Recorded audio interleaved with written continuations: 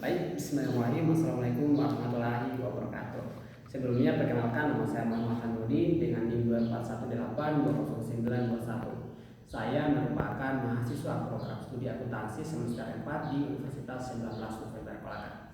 Adapun tujuan dari pembuatan video saya ini adalah untuk menyelesaikan tugas mid semester pada mata kuliah akuntansi keuangan lanjutan, di mana di dalam video saya ini akan membahas terkait dengan likuidasi bertahap dalam partnership. Nah, dalam video saya ini akan membahas beberapa poin pembahasan, mulai dari pengertian partnership dan likuidasi, pengertian likuidasi bertahap, kemudian prinsip-prinsip dalam likuidasi bertahap, konsep dasar dalam likuidasi bertahap, kemudian metode dalam likuidasi bertahap, permasalahan-permasalahan dalam likuidasi bertahap, serta tujuan daripada likuidasi bertahap itu sendiri.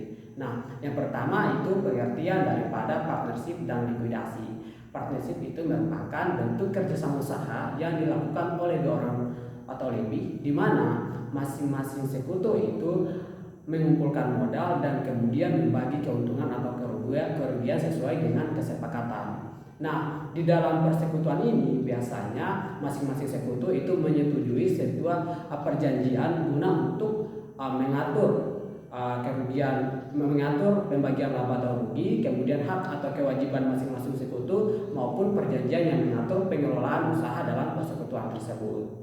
Nah, yang kedua itu ada pengertian likuidasi. Likuidasi itu adalah proses penghentian operasi suatu perusahaan, di mana likuidasi ini itu dipandang sebagai distribusi residual claim yang mana harus dilakukan secara adil dan sistematis untuk menghindari konflik antar sekutu. Nah, sebelum kenapa harus dilakukan likuidasi ini? Baik, alasan dilakukannya likuidasi itu antara lain biasanya itu terjadi karena misalnya usaha itu mengalami kerugian secara terus-menerus, kemudian para sekutu itu bersepakat untuk membubarkan persekutuan tersebut, atau misalnya ada salah satu sekutu yang ingin keluar dari persekutuan tersebut. Nah, namun sebelum dilakukan likuidasi ada beberapa tahapan atau proses yang harus dilakukan terlebih dahulu. Yang pertama itu semua aset non-kas harus dijual terlebih dahulu. Contohnya misalnya seperti persediaan, perlengkapan, dan gedung. Kemudian yang kedua, membayar atau melunasi semua kewajiban kepada pihak lain. Setelah tadi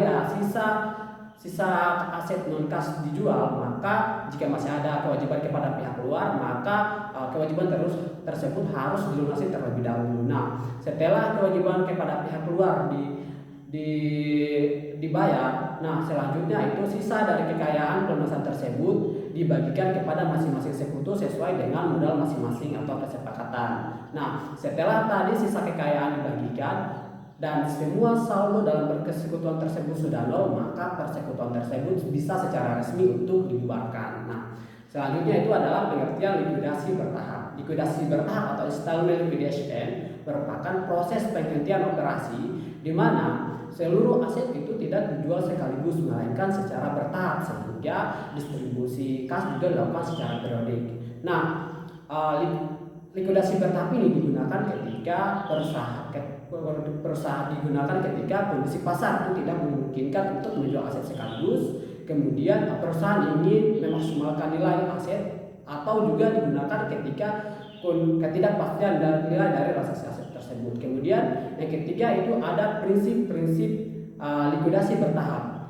Prinsip utama dalam likuidasi bertahap itu ada dua, yaitu yang pertama prinsip kehati-hatian atau konservatisme, dan yang kedua itu prinsip ekuitas. Yang pertama prinsip kehati-hatian.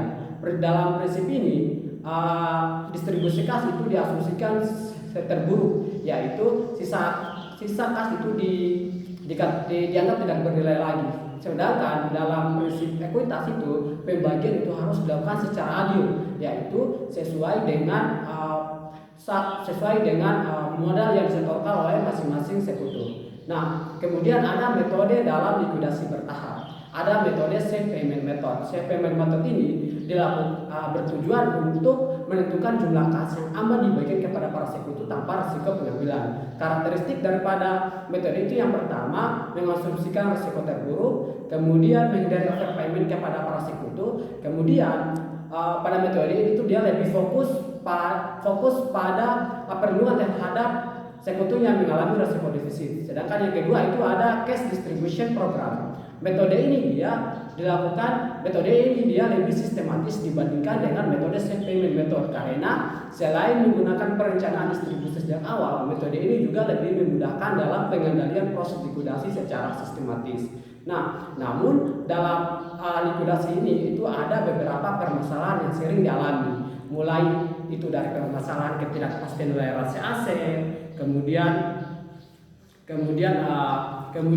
proses penjualan aset yang tidak sistematis. Nah, kemudian adanya permasalahan juga yang sering dialami itu juga adanya sekutu dengan saldo modal negatif. Nah, dalam kondisi tersebut misalnya ada sekutu yang mengalami saldo modal negatif atau defisit, maka sekutu tersebut wajib untuk menutup defisit tersebut. Namun jika sekutu tersebut tidak mampu, maka defisit tersebut dapat dialokasikan kepada sekutu lain sesuai dengan rasio laba rugi.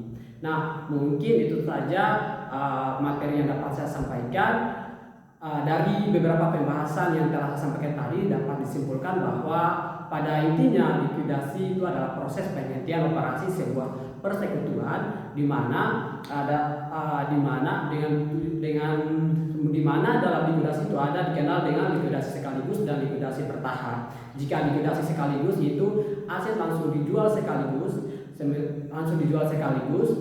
tidak bertahap, sementara dalam likuidasi bertahap atau semi liquidation itu aset dijual secara bertahap, di mana secara bertahap yang menyesuaikan dengan kondisi pasar. Nah, dalam likuidasi bertahap itu ada dua metode tadi, yaitu safe payment method dan cash distribution program. Kedua metode tersebut digunakan agar proses likuidasi itu dapat dilakukan secara adil, sistematis, dan tentunya sesuai dengan prinsip-prinsip dalam akuntansi. Mungkin itu saja yang dapat saya sampaikan. Lebih dan kurangnya mohon dimaafkan. Billahi taufiq wal hidayah. Assalamualaikum warahmatullahi wabarakatuh.